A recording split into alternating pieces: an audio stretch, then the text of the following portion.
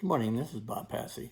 It's been a while, but I think things have reached a point where we need to do some serious thinking about the future of this country and the future of the human race, really.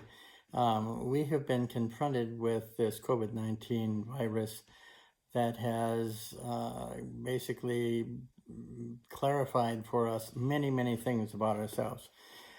Some things about how important the economic system and that whole idea of we have to change all of the life in the earth into something that can be, some products that can be sold and consumed. And some things about, what is it we really hold dear?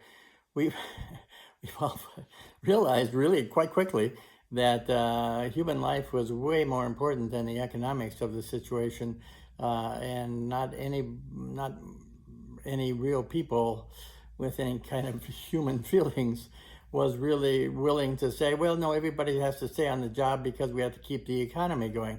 No, the economy was secondary, maybe even tertiary. But we knew what was most important, and that was saving human lives. And we found out that what good leadership does and what bad leadership does. And the bad leadership led us to not be prepared and made us have to compete and squabble over scarce resources. And the good leadership stepped in and helped develop some guidelines and some processes to make this system, as unprepared as it was, begin to work in some sort of effective way. We also saw individual people stepping up to take care of those who were most in need and those who were isolated, and the medical people putting their lives on the line in a voluntary way,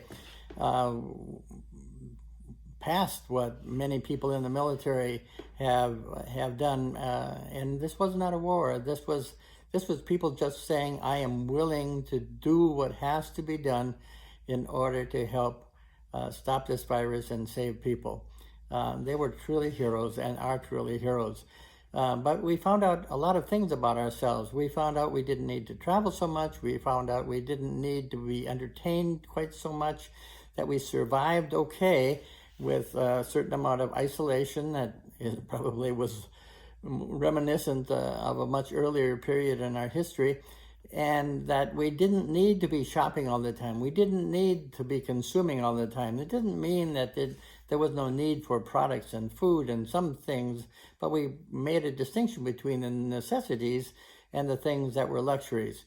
And we've realized that we needed an economic system that supported the basic ideas of how to keep our citizens healthy and protected, and that the system that we have that basically is a system of governance that takes care of the rich and powerful, in a kind of economic oligarchy that is where everything is about making profits, and the markets are the ones who drive the things that drive the direction and the policies of this country. Well, we know that's backwards. We know that's not democracy.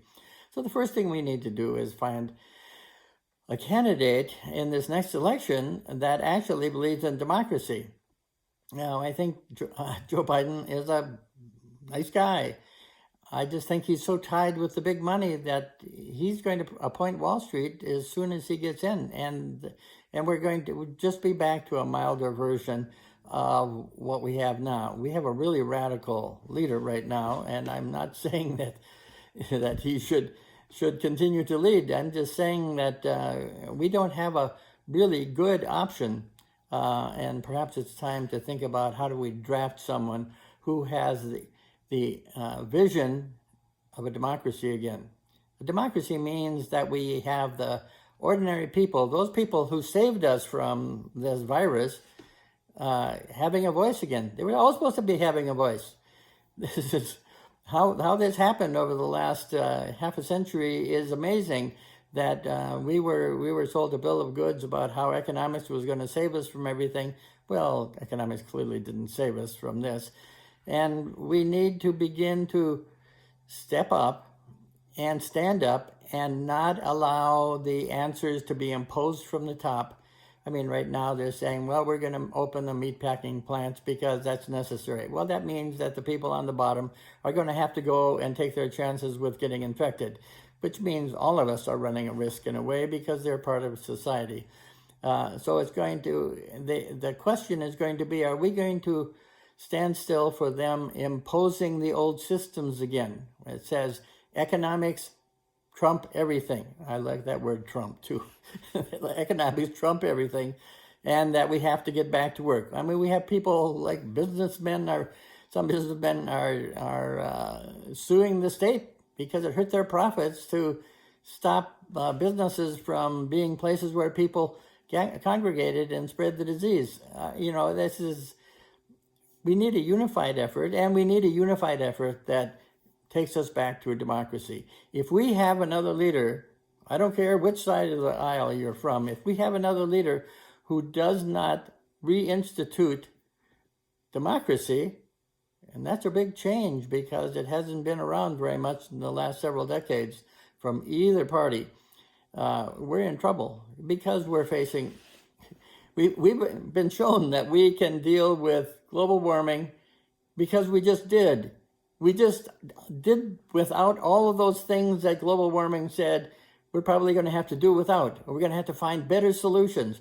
There are solutions out there. There are all kinds of technical solutions, there are creative human solutions, and we just have to get the money out of the way. Money is not the thing that's going to make this work, and we can't allow the answers of big money being imposed on us to take us back to recreate the entire scenario that led to the problems we have now and will lead to disaster when it comes to global warming.